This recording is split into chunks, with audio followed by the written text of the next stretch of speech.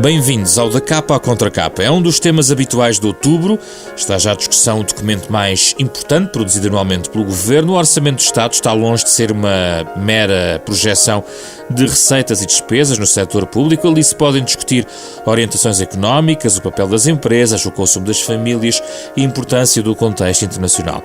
Mas o que verdadeiramente pode fazer a política orçamental, por exemplo, a sustentabilidade da economia portuguesa, pela prevenção de novas crises financeiras e de intervenções externas.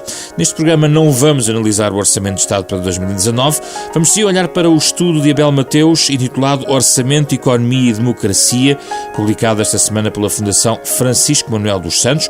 Vamos analisar algumas das propostas deste trabalho, com o contributo de dois economistas, Miguel Santobin, professor do Instituto Superior de Economia e Gestão, e não estando aqui nessa qualidade também membro do Conselho de Finanças Públicas, e Francisca Guedes de Oliveira, economista e professora da Universidade Católica no Porto, a chamada Católica Porto Business School.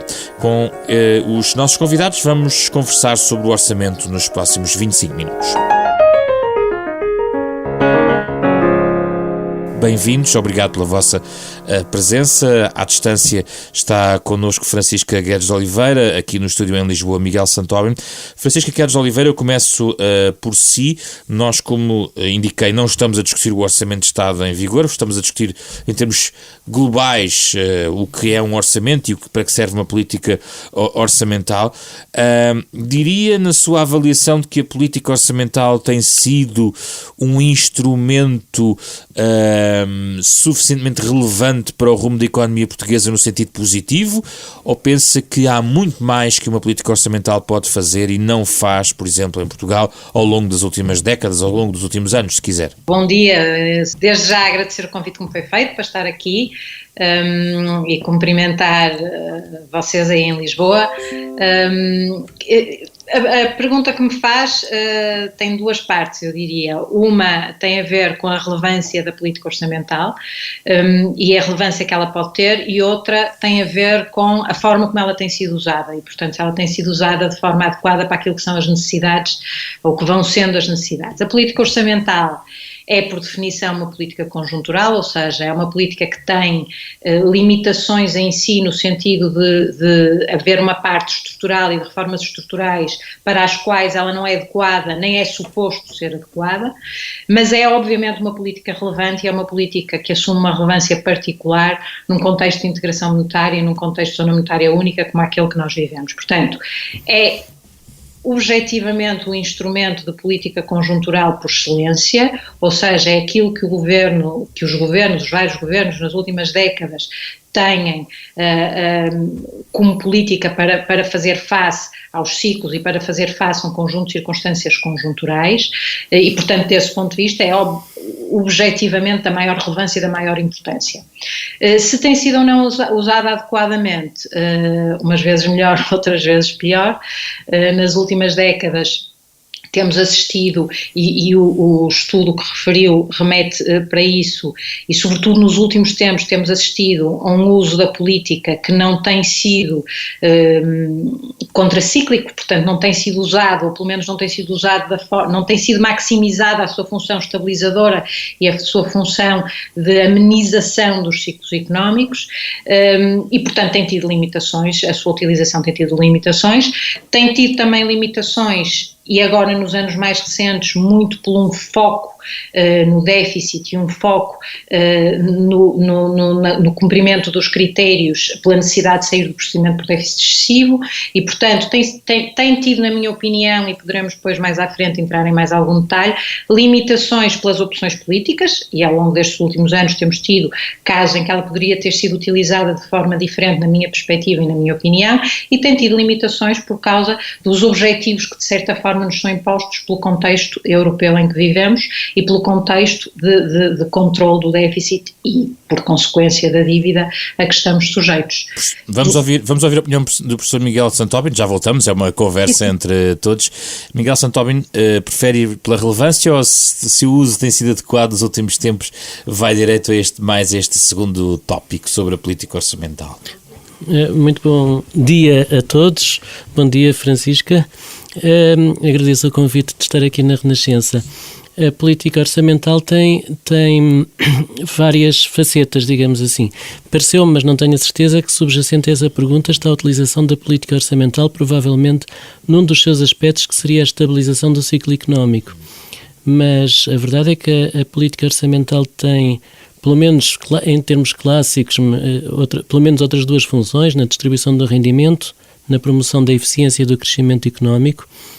E ela tem sido, se não utilizada, pelo menos tem necessariamente consequências sobre esses objetivos aqui em Portugal, dado o tamanho que o Estado português tem e que qualquer Estado em qualquer economia moderna tem. De facto, estou de acordo com a Francisca e com os autores do estudo que nos transmitem a ideia de que a política orçamental não teve um papel na estabilização do ciclo económico. Na melhor das hipóteses, foi acíclica. Em muitas ocasiões terá mesmo contribuído para que esse ciclo pudesse ser mais cavado. Ou seja, ao contrário do que devia ser. Ao contrário do que deveria ser.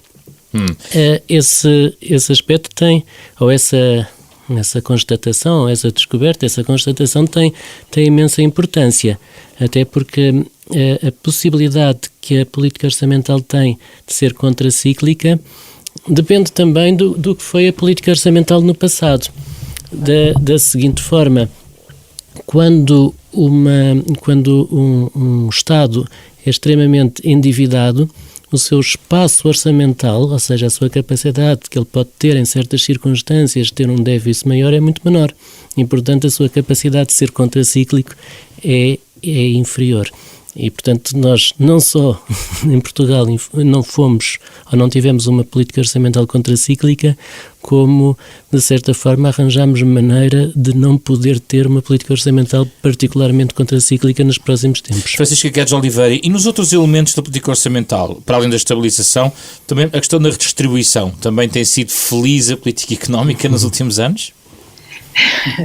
Depende de que últimos anos estamos a falar. Pode ir buscar o calendário que achar melhor. Ora bem, durante os anos de ajustamento, não, na minha opinião, não. Estamos a falar na perspectiva da equidade, depois mas já agora, deixe-me só aqui um parênteses. Não no ajustamento, e isso é normal, ou poderia ter sido de alguma maneira usado nesse sentido? Ou seja, é inevitável que não houvesse durante o período de ajustamento? Não, ou seja, durante o período de ajustamento fez-se uma política procíclica, não é? Portanto, estávamos num período recessivo e fez-se uma política orçamental contracionista e como todas as políticas orçamentais, elas podem ser num sentido, e neste caso era no sentido de contração da despesa pública, mas as opções que se fazem dentro da despesa que se escolhe para contrair ou da receita que se escolhe para cobrar a mais, há sempre a possibilidade de aumentar ou diminuir a capacidade redistributiva do orçamento, ou seja, onde se corta ou onde se vai buscar mais receita, é relevante do ponto de vista da equidade e do ponto de vista redistributivo. Portanto, não é inevitável que uma política contracionista agrave desigualdade, assim como não é inevitável que uma política expansionista diminua esta desigualdade. E, portanto, na minha opinião, houve erros graves nesta linha, na linha da equidade e na linha da redistribuição, que fez com que aumentasse a desigualdade em Portugal e que aumentasse a quantidade de famílias e até de crianças próximo do limiar da pobreza ou em risco de pobreza, e, portanto, não, esse eixo da política orçamental, sobretudo num passado mais recente, não tem sido utilizado, na minha perspectiva, da forma que pode ser utilizado, porque a política orçamental pode, de facto, como o Miguel dizia muito bem, ter um papel, aliás, é uma das suas funções tradicionais, ter um papel muito importante do ponto de vista do combate à desigualdade na distribuição do rendimento, não é? Mas é um instrumento central ou complementar a outros, ou seja, é o principal instrumento? É o principal instrumento, as transferências, quer do ponto de vista do desenho do sistema fiscal, que está implícito depois no Orçamento de Estado, nomeadamente nos escalões de IRS, na progressividade dos impostos e etc., como do ponto de vista das transferências sociais, definição do subsídio de desemprego, todo o mecanismo de apoio que existe e que permite a redistribuição, é obviamente um dos instrumentos fundamentais do ponto de vista de desenho de política no combate à desigualdade. Era aí que eu queria chegar em termos concretos, Miguel Santóbino. Quais eram, de facto, os fatores que o orçamento podia colocar para combater desigualdades na nossa economia? Talvez sejam dos ângulos menos visíveis da discussão que nós temos todos os anos sobre um orçamento de Estado. Olhamos muito para grandes números, alguns setores de despesa, mas a forma como ele pode ajudar a travar as desigualdades nem sempre é perceptível logo à primeira. Não podia estar mais de acordo. Não podia estar mais de acordo com o facto de que esse aspecto é muito pouco discutido, muito pouco presente e são apresentados muito poucos dados sobre o assunto que possibilitem alguma discussão. No estudo que nós estamos aqui assim também a apreciar, há alguns resultados bastante interessantes. Eu tive a oportunidade de assistir à apresentação do estudo na segunda-feira. E de facto percebe-se que o Estado português, através precisamente dos instrumentos que a Francisca mencionou, tem um papel importante em Portugal na redistribuição do rendimento. A distribuição do rendimento em Portugal é muito, muito assimétrica. Nós temos por comparação com outros países. Ou seja, temos uma grande desigualdade na distribuição do rendimento. Através dos impostos, das transferências, dos subsídios de emprego, etc., consegue-se que essa distribuição seja um pouco menos desigual, mas continua muito desigual como seria de esperar. Ou seja, todos os anos, no fundo, o Estado repete uma receita de alguma redistribuição. No entanto, há um outro aspecto, e eu estou completamente também de acordo com a Francisca, que é ao Estado que cabe esta função, e não estou a ver outra maneira a não ser através, de facto, da política económica, mas também num aspecto estrutural. Por exemplo, cabe ao Estado português, o Estado português tem um papel muito importante na saúde e na educação. Através, nomeadamente, da educação, nós podemos ter uma distribuição do rendimento de uma outra forma, isto é, nós podemos dotar, neste caso, os jovens, as crianças que estão a aprender, de um fator muito importante, que é o seu capital humano, e que lhes permitirá, se isto for bem feito, que no futuro tenham, de facto, um melhor rendimento. E, portanto, por aí também, através deste impacto mais de longo prazo que a política orçamental pode ter, nós podemos construir uma sociedade que depois possamos apreciar como mais justa. Mas há fatores, Francisco de Oliveira, em que o Estado tem sido central e há uma discussão quase ideológica sobre o papel que cabe a outras entidades. Eu vou dar o exemplo, não da saúde e educação, mas da segurança social, onde a discussão, por exemplo, sobre plafonamento de pensões e outros atores no processo tem estado em cima da mesa. Aliás, isto também está no estudo de Abel Mateus. Nessa perspectiva, tudo pode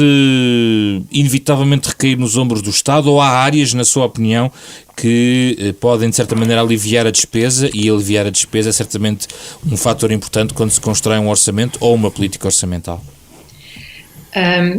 Ora bem, nós vivemos numa economia de mercado e certamente que há muitas áreas em que tem que existir uma complementariedade entre o Estado e a iniciativa privada a vários níveis.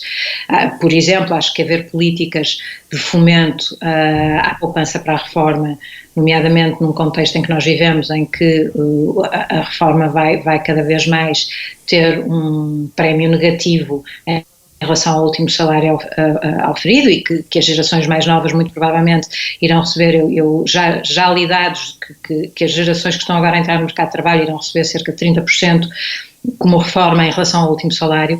Portanto, há uma parte em que o sistema privado, nomeadamente neste campo em particular das pensões, das reformas e da segurança social, pode ter um papel. Eu não sou nada a favor do plafoneamento, porque acho que é introduzir regressividade no sistema e, portanto, desse ponto de vista, acho que o Estado tem o papel crucial de garantir que seja quaisquer que sejam as medidas pelas quais se envereda, mesmo usando o sistema privado como complementar àquilo que é o papel do Estado, o Estado tem o papel de garantir que há uma promoção da igualdade e da equidade e, portanto, não pode introduzir, na minha perspectiva e na minha leitura, normas nem regras que prejudiquem ou que atentem contra essa igualdade, porque, como o Miguel dizia, ela já é bastante gritante na nossa sociedade e, portanto, cabe ao Estado garantir que não se agrava e lutar contra. Ou seja, há áreas, e mesmo na educação e mesmo na saúde, que são sempre os exemplos mais utilizados, na segurança social, até porque o Estado não tem capacidade. Eu dou o exemplo das IPSS, no caso, por exemplo, dos jardins de infância ou até do apoio à terceira idade. Há sempre situações em que o Estado quer por questões de capacidade, quer por questões de eficiência, pode de facto ser complementado pelo privado. Mas estas áreas em particular de segurança social, saúde e educação, tem que ser o Estado, na minha leitura daquilo que é o papel do Estado na economia e na sociedade, tem que ser o Estado o garante de que as coisas são feitas de determinada forma e de acordo com os princípios e os valores que eu acho que todos nós seguimos e que garantam a tal equidade e o tal equilíbrio e fomentem uma sociedade justa e igual desse ponto de vista. Miguel Santóbin, este estudo, o autor do estudo, chama a atenção para pouca eficiência em alguns serviços que compara com médias europeias na ordem de um gap, digamos, de um fosso entre 20% a 30% face à média, dependendo aqui dos casos, ao CDE ou ao caso da União Europeia. Esse é também o seu diagnóstico? Sim, eu penso que pode haver, precisava de ver o estudo com mais pormenor, tenho a impressão que há alguma diferenciação entre os serviços públicos que estão a ser considerados. Fiquei com a sensação que, por exemplo, na saúde seria melhor do que noutros. Mas a questão da eficiência? Sim, a questão da eficiência põe-se. Eu próprio também já fiz alguns estudos dessa natureza, que são essencialmente uma comparação de recursos utilizados, que nós às vezes chamamos inputs, com resultados alcançados, nós chamamos output, e também dependem muitas vezes de outros fatores que nós chamamos os fatores condicionantes. Por exemplo, na saúde, Portugal é beneficiado de certa forma por um certo comportamento da população que, parecendo que não é tão mau, digamos assim, como o de outros países. Na apresentação, aliás, do estudo foi mencionado isso, a questão da dieta mediterrânica, do tabagismo, etc. É curioso. Não é que nós não fumemos, mas fatores que nós estamos a discutir o orçamento, mas também vamos até à dieta mediterrânica. É curioso. Está muito relacionado. Não só pela dieta que às vezes somos obrigados, nem que seja orçamental, mas não é, nem tanto por aí. E agora, de facto, por exemplo, na educação nós temos alguma ineficiência que tem vindo a ser colmatada. Por exemplo, na educação isto relaciona-se também com a distribuição do rendimento, na verdade. Para produzir, entre aspas, um indivíduo instruído, nós precisamos de escolas, mas também precisamos de famílias, precisamos de meio. Não é? Precisamos de um meio em que a educação se processa. Em meios mais desfavorecidos, a educação não progride da mesma forma. Isso prejudicou Portugal durante muitos anos. E a situação, felizmente, tem melhorado. Francisca Guedes Oliveira, o sistema fiscal pode também distorcer ou pode ter aqui um impacto da forma como ele está estruturado, e há muitos estudos sobre a necessidade de racionalizar, e depois as opções, naturalmente, correspondem àquilo que os governos propõem, a Assembleia da República aprova. Mas que tendência temos visto na política orçamental e o que é que seria mais saudável desse ponto de vista? Tendências, nós temos tido, e aqui falar mesmo nos anos mais recentes, em particular nesta legislatura, quer dizer, antes, no período de ajustamento, houve uma tentativa, mesmo em sede IRC, de alterar algumas coisas, e depois nesta legislatura eu acho que houve muito um foco na reposição dos rendimentos às famílias, e portanto desse ponto de vista, mesmo em sede IRS, fez-se algumas alterações e revisões dos escalões, revisão do mínimo de subsistência, no sentido, na minha opinião, da promoção precisamente de alguma equidade no sistema. O sistema fiscal e a forma como ele está desenhado e a forma como ele está definido é uma pedra central de tudo isto, e é central no que diz respeito a questões redistributivas, como temos vindo a falar, mas é central também no que diz respeito a questões de eficiência. Os impostos, de um modo geral, introduzem distorções no funcionamento da economia e, portanto, a forma como eles estão desenhados e o dead weight, o peso morto que criam e a perda de valor que criam, pode ser determinante do ponto de vista da eficiência da economia. Portanto, eu acho que nós temos um sistema fiscal que sofreu uma modernização muito grande na década de 80 e depois tem vindo a evoluir. Acho que há muito caminho para fazer, até porque nós temos, de facto, uma carga fiscal ainda considerável, mesmo comparada com os países da Europa, e o que nós vemos é que depois, do ponto de vista de eficiência daquilo que é a utilização dos impostos, afastamos-nos brutalmente. No estudo eles mostram a comparação, por exemplo, do ponto de vista de carga fiscal, quer em sede de IRS e de outros impostos com a Europa, e nós temos sempre, por exemplo, os países nórdicos à nossa frente, portanto cobram mais impostos, mas a verdade é que a sensação que uma pessoa tem, mesmo sem estudar muito profundamente o assunto, é que depois, do ponto de vista de eficiência e de eficácia daquilo que são as políticas públicas desses países, estão a anos-luz de nós, não é? E portanto, sim, o sistema fiscal tem evoluído no sentido da melhoria do ponto de vista das condições de eficiência e de funcionamento da economia, tem evoluído no sentido de uma proteção mais equilibrada daquilo que é a redistribuição justa do rendimento, mas há muito caminho a fazer.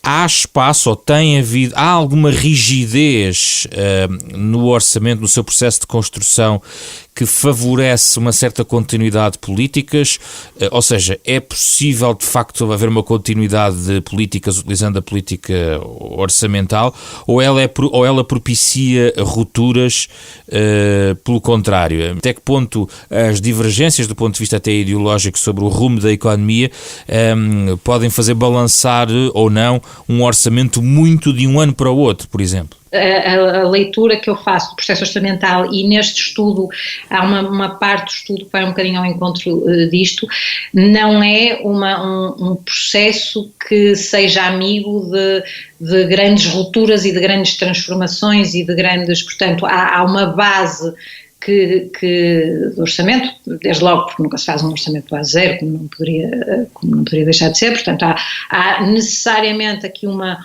base comum que beneficia a continuidade.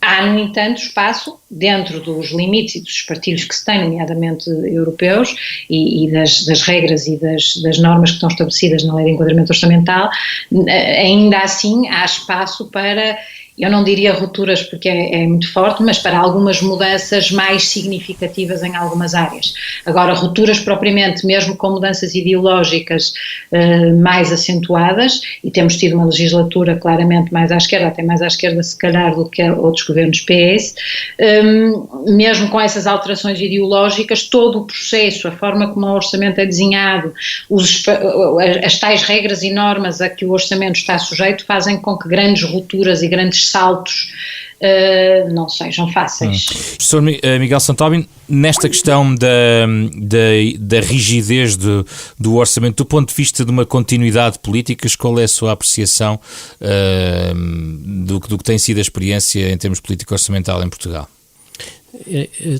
O orçamento é por natureza, a política orçamental é por natureza uma política muito pesada. E, portanto, aquilo que pode ser mudado em determinado ano, de facto, muitas vezes não é muito. Isso dificulta, aliás, a utilização da política orçamental como instrumento de regulação conjuntural também. E está muito relacionado com o aumento, de facto, das responsabilidades que cabem ao Estado. Mas, claro está que é perfeitamente possível, eu até diria saudável, que as diferentes forças políticas vão tendo diferentes perspectivas e tendo políticas que são diferenciadas. É disso que vive a democracia, são das opções que nos são postas e, portanto, nós depois poderemos escolher. A escolha é mesmo assim. Mas há algumas opções? Eu penso que sim. Que sim, que nós nos vamos apercebendo de algumas opções que são diferenciadas, sim. Mas como agora, também é um facto que o espectro político em Portugal, apesar de haver esquerda, direita, também não é muitas vezes uma distância avassaladora e, portanto, daí que... Mas há algumas opções do ponto de vista, por exemplo, de investimento que são plurianuais, ou seja, sim, há algo ali que não é facilmente desfeito no ano seguinte. Com certeza, sim, completamente. Aliás, isso é uma das características fundamentais, é que precisamente quase tudo, eu diria, quase tudo o que nós estamos a fazer em política orçamental vai ficar durante muito tempo e desse ponto de vista o debate feito em termos anuais torna-se necessariamente pobre, porque aquilo que nós estamos a decidir e aquilo que nós deveríamos provavelmente estar a discutir seriam precisamente as consequências de longo prazo de muito daquilo que estamos a fazer. O que se faz em educação hoje vai ter consequências nos estudantes, mas os estudantes vão ser adultos daqui a uns anos, se calhar vão ser os professores daqui a outros anos, vão ser os trabalhadores, os empresários, etc. Aquilo que nós decidirmos sobre os impostos vai condicionar comportamentos que vão moldar, de facto, como nós devemos funcionar no futuro. E há uma outra questão que o estudo levanta que tem a ver sobre o controle democrático do próprio Orçamento de Estado. O estudo fala em graves deficiências, fala num domínio quase total do Executivo, fala de falta de um controle efetivo democrático a nível do Parlamento, até um papel polémico do Tribunal Constitucional e também a necessidade, depois nas recomendações, não só de torná-lo mais legível para o cidadão, o que é importante do ponto de vista da forma como ele é fiscalizado também pela sociedade, mas até de incorporar outros organismos, para além do Conselho de Finanças Públicas, na sua elaboração e no aconselhamento e na monitorização do orçamento. Essa é uma parte muito interessante do trabalho deste relatório, que vai de encontro, aliás, a muitas das coisas que já têm sido ditas, nomeadamente pelo Conselho das Finanças Públicas. De facto, o processo, eu sou uma adepta de democracia parlamentar e, portanto, de facto gostava que houvesse aqui uma maior capacidade do Parlamento de participar, por um lado, na elaboração e depois de ter, de facto, um maior poder de escrutínio e de controle daquilo que se passa a seguir. É verdade que isto é muito feito pelo braço executivo do Governo, quer dizer, isto está muito nas mãos do Governo, quer o processo de construção, como depois o processo de execução e controle do orçamento. Têm sido introduzidas, apesar de tudo, quer com o Conselho das Finanças Públicas, quer com a UTAU, mecanismos de um controle e de uma elevação e qualificação do debate político em torno do Orçamento de Estado, que me parece extraordinariamente positivo. O documento, sem dúvida nenhuma, eu todos os anos o leio e todos os anos inclusive eu o preparo para o ensinar aos meus alunos ou para o apresentar aos meus alunos, e a verdade é que é um documento que não é fácil e é um documento que tem alguns, mesmo para pessoas que têm literacia técnica e que têm a capacidade porque estão muito habituadas a olhar para o documento, a ir procurar as coisas certas nos sítios certos, muitas vezes não é evidente nem é fácil. Portanto, obviamente que isto aqui exigia um processo de limpeza, de simplificação. Chamaste a atenção que o Instituto de Políticas Públicas Thomas Jefferson Correia da Silva faz todos os anos uma análise da transparência do Orçamento de Estado, com o contributo de vários economistas e de várias pessoas que olham para o orçamento, e é um estudo engraçado e interessante depois de se ir acompanhando, porque tem havido alguma evolução do ponto de vista da transparência do Orçamento de Estado. Há aqui críticas muito incisivas à questão do controle democrático e fiscalização que compete aos legisladores, à Assembleia da República. Sim, e eu estou, aliás, a Francisca enfatizou e bem a questão, por exemplo, da transparência dos documentos que são apresentados. Há uma parte que também, para além da prática que deputados, governantes, etc., vão seguindo, também a própria sociedade civil pode ser mais ou menos interveniente. E portanto, a qualidade da nossa democracia também é feita por nós todos. Enfim, já agora a Rádio Renascença pensou até ter um papel positivo nisso. Sim. Os autores do estudo tiveram outro, a Fundação teve também esse papel. Portanto, tudo isso faz parte da nossa vida democrática. E quão importante é tornar legível o documento? Muito importante, extremamente importante. E de facto a comparação, eu também participei em outros anos no trabalho do IPP que a Francisca mencionou, e nós temos muitos outros países em que a transparência é de facto maior, a forma como são apresentados os documentos é mais legível, porque repare, sendo eu economista, professor de economia, se muitas vezes tenho dificuldade em perceber coisas que estão ali, o que é que não há de acontecer ao cidadão mesmo vezes, aquele que é mais informado? Mas deixe-me pôr a questão do ponto de vista de um jornalista. Nós muitas vezes tentamos simplificar os números que recebemos também desse documento, mas essa simplificação muitas vezes já traz um enviesamento. Isso também é verdade. Da sua própria comunicação do documento. Eu compreendo o que está a dizer, mas a verdade é que há certas opções que se tomam que podiam ser mais claramente enunciadas quando é apresentado um orçamento. Eu não estou aqui a falar em concreto e em particular deste orçamento. Sim. Neste ano, estou a pensar naquilo que é uma prática habitual, até porque de facto há uma tradição, não é? E para melhorarmos, certos elementos dessa tradição deviam ser... E já agora, só um último desafio: se tivesse que propor uma grelha de 2 ou 3 parâmetros que para si são estruturais e importantes perceber num orçamento, nessa leitura macro e médio-longo prazo, onde é que eu olharia como prioridades? Eu tentaria enfatizar. Bom, primeiro, quais são as grandes despesas, as grandes modificações da despesa. Os projetos que implicam maiores alterações deviam ser claramente enunciados e de uma forma sucinta explicada porquê, que são tomadas aquelas opções e não outras. No campo também dos impostos era preciso fazer algo de semelhante. Um outro aspecto que deveria ser mencionado e que nós falamos aqui há bocado é, por exemplo, qual é o impacto sobre a distribuição do rendimento que aquele orçamento vai ter. E tudo isto devia ser enunciado de uma forma, eu diria, clara e perceptível pelo cidadão atento, digamos assim. Não se pode também tornar excessivamente simples aquilo que por natureza não o é. Então, é verdade. Depois há um debate técnico que não pode ser omitido. Neste programa temos sempre sugestões no final dos convidados sobre este tema, leituras adicionais ou outras sugestões. Miguel Santóbino, o que é que quer deixar? Eu, como me foi dada a escolha entre um livro ou um filme... Pode acumular, se quiser. Então, eu vou pelo filme. Aqui há uns tempos ouvi um filme britânico que me tocou bastante, chama-se Daniel Blake. É de um realizador, Ken Loach.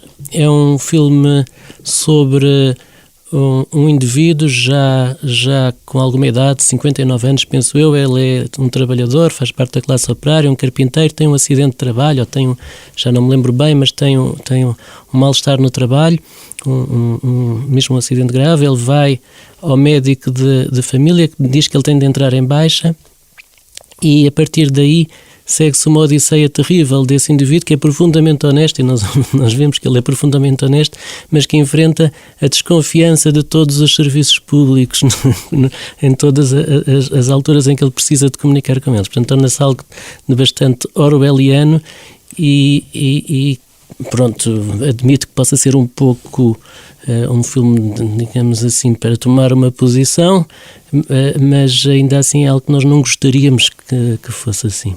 Em 30 segundos, a sua sugestão. 30 segundos, a minha sugestão. Do ponto de vista de livros, eu li recentemente o Euro do Stiglitz, que é uma visão muito interessante, não sendo sobre o Orçamento de Estado, mas é uma visão muito interessante sobre o que é que foram os mecanismos de reação à crise e como é que se preparou a reação à crise, que ele acha que foi claramente insuficiente e que foram paliativos e que em breve teremos outra crise à porta, e ele tem sérias dúvidas que sejamos capazes de tornar a reagir de forma adequada. Portanto, sem dúvida, um bom livro para se perceber o que é que foi a reação e o que é que são as fragilidades que nós ainda temos. Filme, é difícil pensar num filme que tenha a ver com questões orçamentais sem pensar num filme muito chato, mas de qualquer forma eu vi recentemente, e acho que apesar de tudo não deixa de ter a ver com este estudo, A Hora Mais Negra, que nos relata como é que o Churchill chegou a primeiro-ministro, e que não sendo um grande filme, na minha opinião, mostra alguns aspectos muito engraçados do que é a democracia parlamentar inglesa e dos riscos que corremos nestes períodos meios doidos de populismos que assistimos à nossa volta, das falhas da democracia nos empurrarem para situações mais complicadas e para situações mais extremas que acho que nenhum de nós quer relembrar ou quer voltar a viver.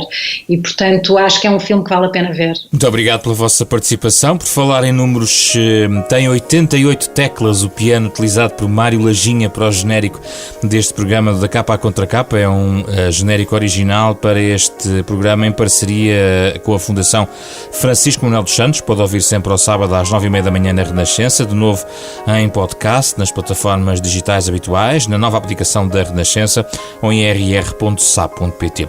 Sou José Pedro Frazão, produção de Ana Marta Domingues, com apoio de Carlos Vermelho e Carlos Schmidt e João Campelo. Regressamos na próxima semana para mais um debate.